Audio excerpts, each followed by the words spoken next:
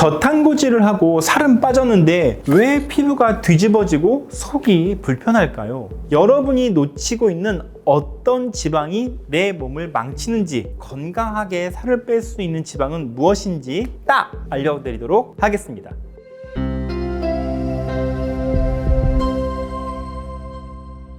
안녕하세요. 당신의 가치를 높이는 메디칼 파트너 최영현입니다. 저탄고지는 탄수화물을 줄이고 지방을 늘리는 전략이지만 핵심은 어떤 지방이냐입니다. 삼겹살, 마블링이 많은 고기, 가공버터 같은 포화지방만 과잉이 되면 우리 장에서는 장누수라고 하는 무시무시한 일이 벌어지게 되는데요. 이유는 딱 세 가지입니다. 첫 번째는 지방이 독소의 고속도로를 만들기 때문인데요. 일반적으로 장 독소는 혈관으로 잘 넘어가지 않습니다. 그런데 포화지방이 독소를 코팅해 버리면 혈액 속으로 쉽게 들어가 전신을 돌며 염증을 일으키게 됩니다. 두 번째는 과도한 담즙 분비로 인한 현상인데요. 일반적으로 이 기름진 음식을 소화하려면 간에서 담즙이 많이 분비가 됩니다. 문제는 과도한 담즙이 지방만 소화하는 게 아니라 장 코팅막이라고 할 수 있는 점액층까지 함께 씻어낼 수가 있는 건데요. 바로 이때 장 보호막을 얇게 만들어 결국 장벽이 예민해지는 안 좋은 결과를 내게 되는 것이죠. 그리고 세 번째는 유익균의 먹이가 부족해지는 현상이 생긴다는 겁니다. 지방 위주로만 먹고 채소를 충분히 섭취하지 않으면 유익균의 먹이가 부족해지고 나쁜 균이 증식해 장 면역 환경이 무너질 수가 있습니다. 저탄고지를 하지 말라는 게 아니라 이제부턴 하이 팻이 아니라 하이 퀄리티 팻으로 바꾸셔야 합니다.